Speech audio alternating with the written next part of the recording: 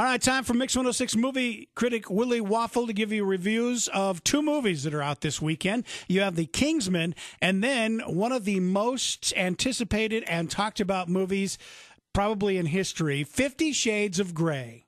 All right, if 50 Shades of Grey was written by Adam Sandler, women would be in front of the theater protesting with pitchforks and torches. Well, of course. Okay, but Adam Sandler's not the type of guy to write a movie like 50 Shades of Grey. But you would think he would, because frankly, it feels like the most unflattering portrayal of women in passion ever written and directed by women. I'm sorry, I give you credit every single week, but this one I can't listen to anything you have to say only because you didn't read the book. But he's seen the movie. That's what he's reviewing. It doesn't matter. Like, I get what you're saying that, oh, this submissive and all of this, and it sets women back 20 years. If you read the book, it's so not that way. I know where you're going, but that's not it. But they don't make the case in the movie. And that's what counts here, okay?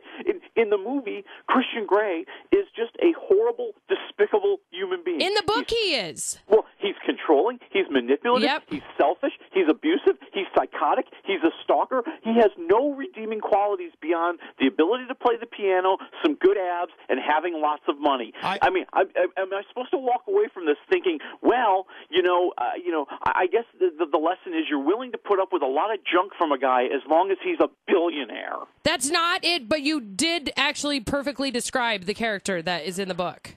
Yeah, I mean, if he worked at McDonald's and looked like George Costanza, this movie would be over in 2 seconds. But he doesn't. He owns a helicopter and lives in Seattle. Well, and the other thing that you also are proving my point on, I've always said that if you have a guy who plays a piano, man, he's got it made with the chicks. That or playing the guitar in the summer. There you go. And don't forget, he plays the piano while wearing those jeans without a shirt on.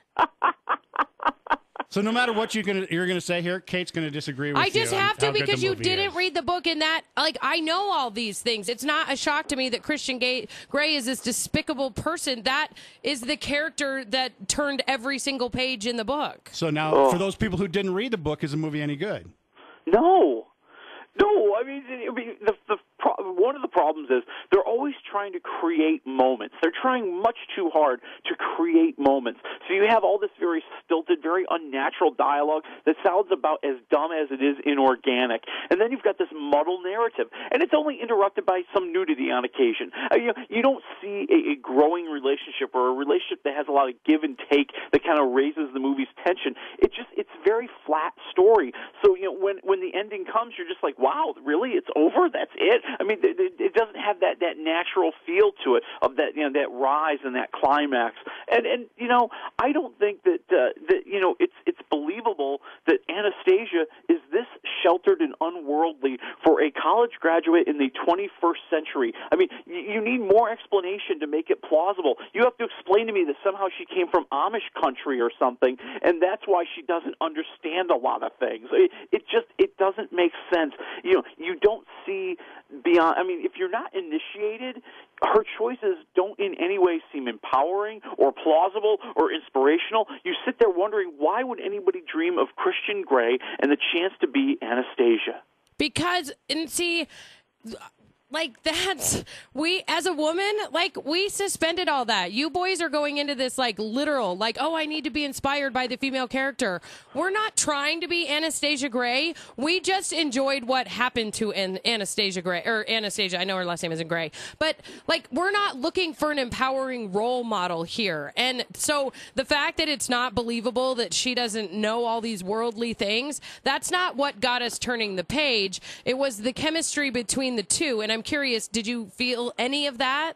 Zippo. Okay, nada, and how about zilch. the sex scenes? Was it completely uncomfortable?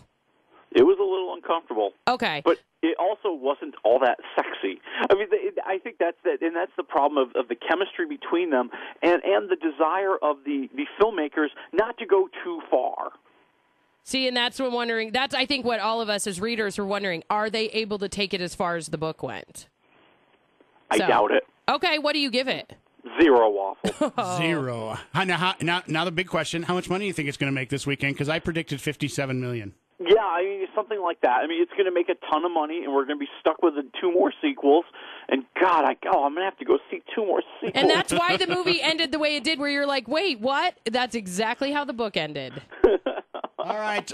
So for the rest of the people that aren't into sex and bondage and sadomasochism, then you've got a little something else, a little action movie going this week. That's right. The Kingsman, the Secret Service, which has its own violence. And the movie, I think, it's kind of over the top. It's kind of overly violent at times, but a lot of the other times, it's kind of just a fun, goofy romp. And it's kind of almost like a lot of those 1970s James Bond movies that were really kind of crazy and silly. And you've got Samuel L. Jackson playing this over-the-top villain who wants to take over the planet in a very despicable way.